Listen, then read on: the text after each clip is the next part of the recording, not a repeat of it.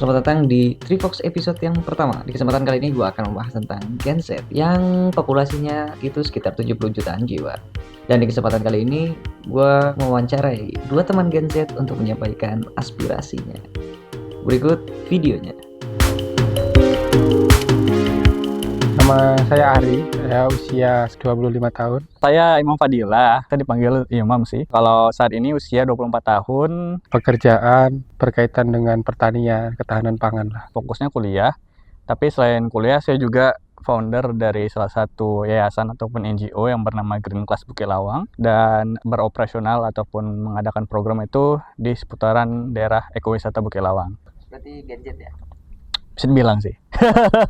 Ya, kalau dibilang Gen Z masih termasuk gitu. Lihat handphone dulu nih, iya kan? Siapa tahu malam-malam kita udah tidur ternyata ada yang kirim pesan atau apa, pasti ngeliat handphone dulu. Gitu. Ya, bangun Pak, gitu. Mentok-mentok cuci muka, gosok gigi kan. Kalau sekarang lebih ke media sosial sih, IG, TikTok. Di TikTok kita bisa mencari topik-topik atau isu dengan satu atau dua kata. Kayak ketemu sama orang baru, ngobrol, atau enggak internet, karena banyak banget kan sekarang kayak hal-hal baru di internet itu berseliweran. Kayak misalnya tips and trick, DIY, informasi terbaru gitu kan. Bahkan sejarah dunia yang disembunyikan gitu. Kalau aku masih langsung. Dua-duanya oke sih. Tapi kalau di online tuh bisa lebih ekspresif aja. Karena tuh saya bisa ngarang gitu ya. Kalau ini agak susah ya, karena informasi palsu sama asli ini, menurutku itu ada beberapa hal yang menjadi pertimbangan. Tergantung informasi apa dulu nih. Kalau informasinya itu bersifat umum, khalayak, contoh nih dari pusat atau apa gitu ya, isu-isu masalah PPN atau apa gitu kan, kita nggak tahu nih. Kecuali memang kita buka aturannya, kita buka kebijakannya, itu kan baru tahu ya ternyata ada yang bertentangan, ada yang memang pengesahannya sekian-sekian, itu kan bisa dilihat dari tertulis atau undang-undangnya. Jadi kalau sekarang tuh ibaratnya mencari jarum di tumpukan jerami gitu kan. Jadi kayak nyari informasi yang valid itu susah gitu kan. Sebelum kita ambil informasi itu jangan ambil dari sudut satu poin aja. Kayak ambil dari sudut lain gitu kan. Kita kumpulin informasi dulu, jangan langsung justifikasi, karena kebanyakan tuh apalagi masyarakat sekarang gitu ya, jumpa aja video sepotong terus bilang wah gini gitu kan. Padahal belum tentu itu yang benar gitu kan. Karena kan ya apalagi sekarang tuh zaman AI gitu. Muka bapak aja bisa dipalsuin gitu, Pak. Anda bisa dibintang. Yang aku anggap penting adalah bagaimana aku menjalani kehidupanku ini di jalan yang benar atau on track. Nah, entah itu nanti di jalan itu aku akan memprioritaskan sebuah hal, nah itu nanti aku akan coba mengimbanginya. Tapi yang penting jalan hidupku itu kalau bisa on track nih. Ini dari segi spiritual juga, dari segi duniawinya juga on track gitu. Ya minimal cukup lah ini. Apa ya? Ini agak. Nah, sebenarnya di sini juga aku masih cari jati diri gitu ya. Walaupun di usia yang sudah terbilang 24 tahun ini, tapi memang life is never stop to learn gitu ya. Jadi kayak harus tetap belajar. Jadi yang menginspirasi itu ya kayak keluarga sih, terutama teman-teman gitu kan. Selalu ingat ketika kita mulai sesuatu tuh harus ingat kenapa kita ngelakuin itu gitu. Jadi when we want to try to stop gitu, kayak oh aku dulu begini tuh sampai di fase ini karena ingin gini. Jadi kayak nggak nge-stuck di satu momen, kita tuh benar-benar harus berhenti gitu. Jadi setiap kali mau berhenti kita harus ingat kenapa kita melakukan itu sih. Aku bisa survive di kehidupanku ini, berkehidupan layak, punya keluarga yang bahagia lah. Kebetulan saya juga masih belum kan, jadi nanti planningnya juga ke sana gitu. Aku bisa istilahnya berdikari ya gitu. Berdikarinya tuh udah jarang sih minta sama orang tua, walaupun terkadang ya mepet juga masih disupport sama orang tua gitu. Bisa kerja, bisa kuliah, mengenyam pendidikan, itu salah satu hal yang udah termasuk saya bilang sukses dalam hidup gitu. Meskipun saya belum punya mobil gitu. Karena sukses di Indonesia itu harus punya mobil, Pak gitu.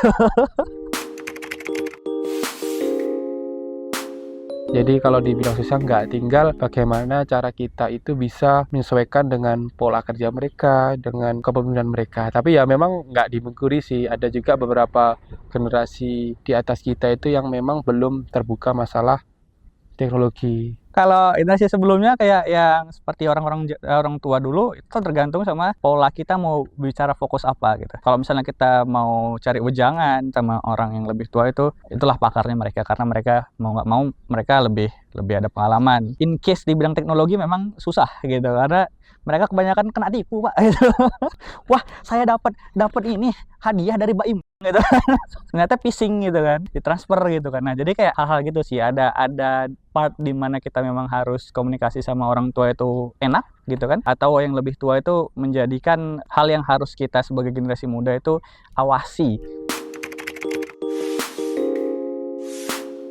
Stabil sih kayaknya, karena secara passion aku belum secara transparan bisa tahu nih passionku di apa. Tapi kalau misalkan secara realistis ya memang yang penting pekerjaanku itu bisa menghasilkan. Jujur kalau yang stabil itu memang asiknya tuh tiap bulan kita ada gitu kan ya. Tapi selama itu passion juga lebih asik gitu. Jadi kalau bisa memilih gitu kan, ya bekerja dengan passion dengan gaji yang stabil gitu. Tapi memang susah gitu kan. Jadi ya yang mendekati aja gitu. Kayak oke, aku bisa dapat penghasilan dan juga aku happy gitu.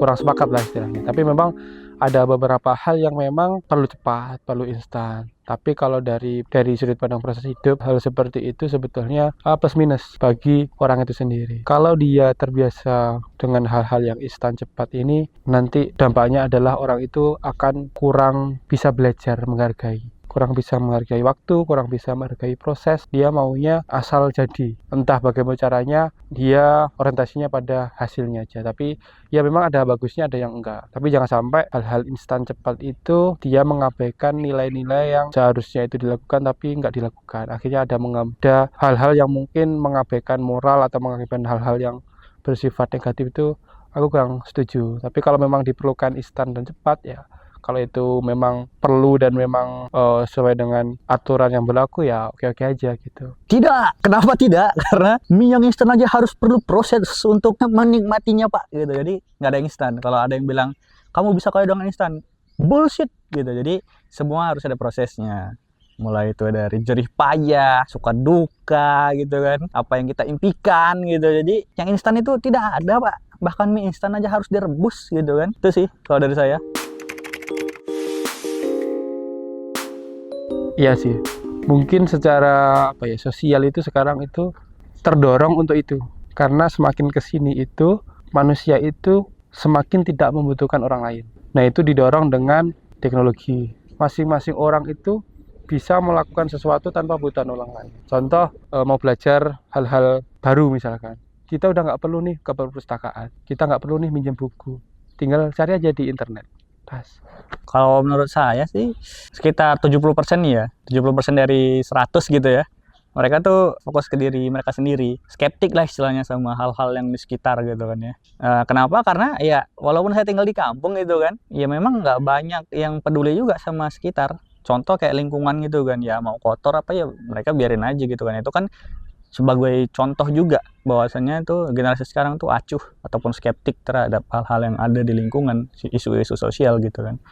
Jadi ya menurut saya tuh dari 100% 70% tuh mereka skeptik. Kenapanya tuh karena mereka udah terlalu terbebani ya sama tanggung jawab yang udah ada sekarang gitu kan. Mulai lagi masuk ke fase-fase di mana mereka harus membahagiakan orang-orang lain gitu kan. Memenuhi ekspektasi orang lain ini susah gitu kan. Jadi dengan beban-beban mental seperti itu mereka jadi kayak aduh udah nggak fokus gitu kan. Jadi mereka harus fokus dulu ngerjain impinya gitu kan. Tapi ya kita juga nggak bisa skeptik juga terhadap hal-hal yang lain gitu kan. Kalau aku rasa sangat besar sih, karena aku banyak belajar dari sosial media, entah itu yang bersifat ini ya halayak ataupun memang pribadi. Ada yang memang postingan-postingan tertentu lah yang mungkin bisa menyentuh, bisa memberikan insight baru. Nah itu yang mungkin berdampak besar sih sebetulnya. Sangat berpengaruh gitu kan, apalagi sekarang ini. Jadi media sosial itu sebagai sisi kanan, sisi kiri, atau sisi lurus juga sih gitu kan bagi Gen Z tentunya dalam berpikir kritis terutama gitu kan. bisa dibilang generasi Z ini aktualisasinya memang dari media sosial. Entah itu yang bersifat positif atau yang memang malah negatif nih. Mereka validasinya itu memang dari media sosial. Meskipun secara langsungnya itu ya biasa-biasa aja, kadang di media sosial pun dia bisa jadi luar biasa. Ya itu kita kembalikan ke masing-masing lah gitu. Aduh. Kalau menurut saya sih, ya kita bisa lihat contohnya apa? Ya contohnya dari LinkedIn, Pak. Gitu kan. Aduh, LinkedIn sekarang. Jadi kayak bukan lagi berapa harga outfit lo, enggak gitu kan. Berapa banyak gitu kan pengalaman Anda di LinkedIn gitu. Itu tadi sih, karena sulitnya mencari pekerjaan gitu kan. Karena kalau nggak banyaknya validasi itu tadi yang diakuin, perusahaan tidak mau merekrut gitu. Karena dibilangnya gitu kayak, wah kurang nih ilmunya ataupun kurang pengalamannya gitu. Jadi memang validasi itu di zaman sekarang harus gitu.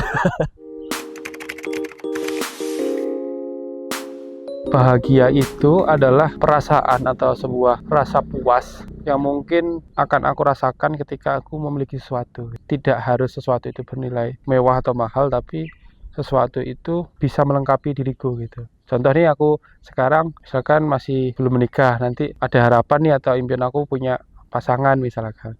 Nah, ketika aku punya pasangan yang bisa melengkapi diriku, itu adalah salah satu kebahagiaan yang aku inginkan gitu. Kalau misalkan dari barang atau barang-barang tertentu, ya mungkin aku coba memilah itu nih, kebahagiaanku tidak harus dengan hal mewah, tapi yang mungkin bermanfaat dan ada rasa puas ketika aku memiliki itu gitu. Itu mungkin udah cukup sih dengan kondisi aku yang sekarang. Kalau bahagia itu nama orang sih Pak di kampung saya.